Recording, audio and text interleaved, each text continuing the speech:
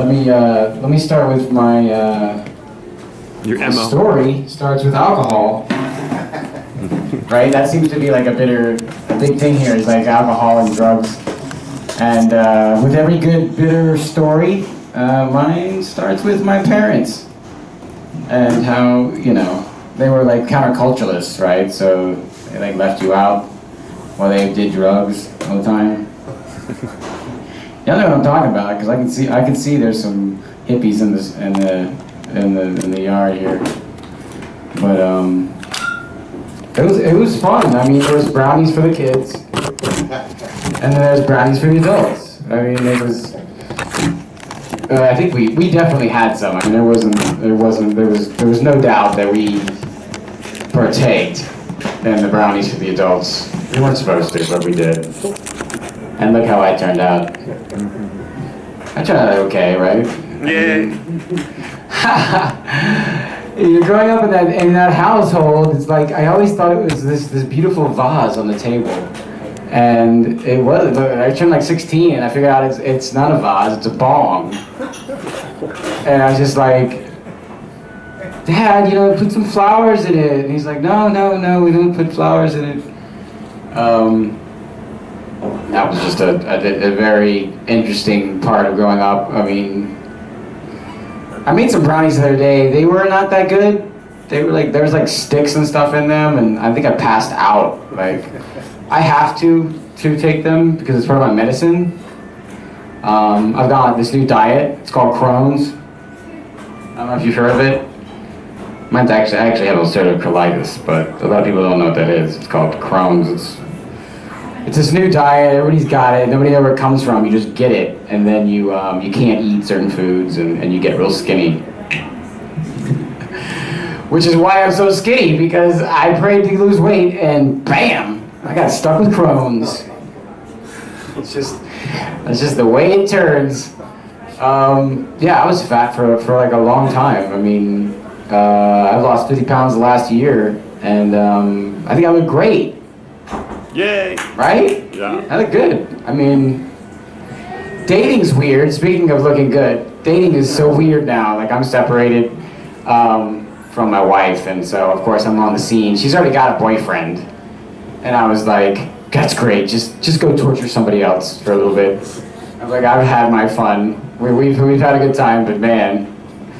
So I started dating, I guess. Or it's more like hanging out. It's not even like, it's weird. It's all texting now, because I've been married for like, together with this woman like 15 years. So it's just like, I'm trying out, you know, trying to be cool and hip and hipster, but I mean, I'm bitter. Like, I don't want to use emoticons to say, hey, how's it going? You know, it's like you got to use the right one. If you don't use the right emoticon, then it messes up the whole rhythm. Like, I'm from back in the day when you called somebody and you're like, hey, what's going on? Let's hang out, you know. No, nobody picks up the phone. It's just weird, right? Nobody else is dating. I mean, it's gone a lot smoother for you guys. It's not happening for me, really, at all. And so I'll move on to fashion before I wrap this up. These are my new jeans. These are my rock star jeans. They're actually already ripped. So this is great. I'm noticing it that they're like, it's perfect. Like, I'm a hipster because I was around when it was grunge and all that. Like, I know where these kids are coming from or where it started. I mean, it was like the 80s, right? And then you had the 80s and it was like, yeah, 80s. And then the grunge came after the 80s, and that was my genre. That was my genre, the Nirvana and all that stuff. Like, but there was like this hatred of like 80s versus grunge. And, you know, like, I still have friends to this day who hate me because I was the grunge years.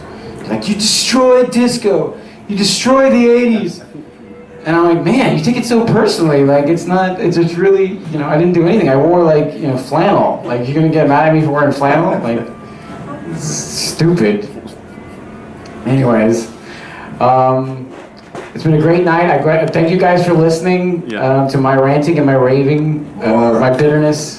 You know, it's in there. I've got plenty. More. You want more bitter? More of my bitter life?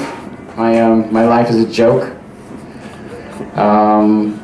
What else? I did health. They do health. I did health, right? Crohn's. Yep. You know about that. Family.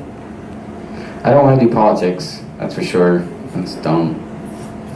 I work at Lucky's, so that's cool. I was like, Lucky's is great. I don't know if you guys know, there's Lucky's Market. It's right on their corner, and they will actually like give you cheap alcohol and then let you walk around the store. It's brilliant. It's like, let's have a bar and a market together. It's like you can just get drunk and make really bad decisions at the market. So that's great. You're like, you're gonna eat some food, You're like, well, I wasn't hungry, but now I'm just, why have one pizza when you can have two?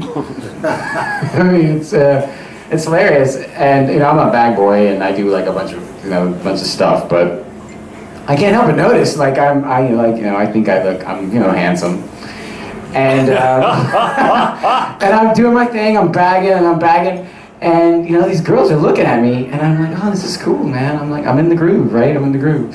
But then I noticed that they're drunk, so right away I'm just like, this is not working out. Like it's just not the same because I'm sober. Thank God, been sober for a year now, and it's been great. It's been awesome. Thank God that I made that decision.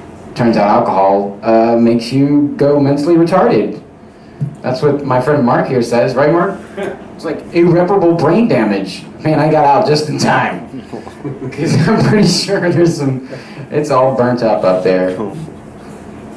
Anyways, you guys have been great. Thanks for giggling. My story tonight is that I've actually never done comedy. And this is my first night. And I want you to know that, life's about figuring out what you don't want to do. And that's my message, to just go out and do everything. Because if you don't, then you spend your whole life in regret. So, all right, man. God bless you all. Well done. Excellent, man. Good. That's a great shtick, man. Well, first time. Yeah,